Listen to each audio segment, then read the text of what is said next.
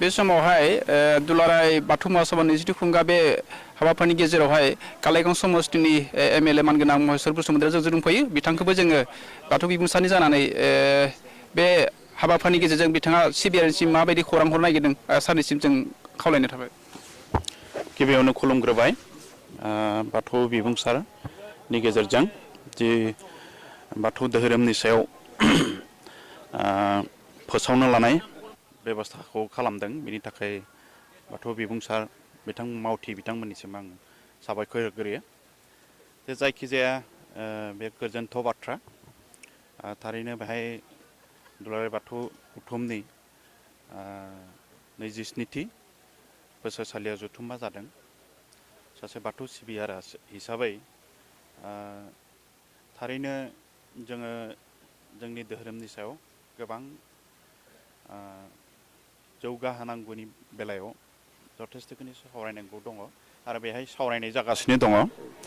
बेखौनो बुंनो लुबैदों सासे बाथौ सिबियारि हिसाबै बाथौनि जि दर्शन बाथौनि जि स्पिरिचुवेल गियान बेजों थारैनो जोङो समाजखौ दानो हायो आरो समाजा गोबां सोदोमस्रि महर मोनखांनायनि बेहाय जोंनि बाथौ दर्शनाव जथेस्थ'खिनि माने लामा दङ।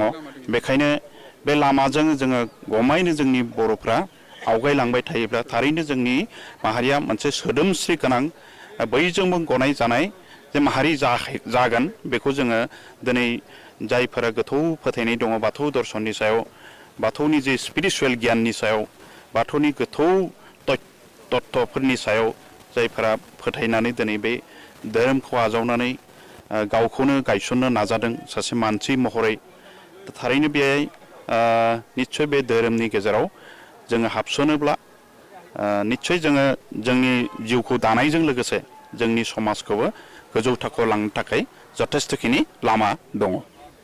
साबायखर थांबाय बिथां कालाइगाव समष्टिनि एमएलए बिथाङा बेखिनि बाथौ बिबुंसारनि गेजेराव हरनायनि थाखाय गोजोननाय थाबाय। साबायखर।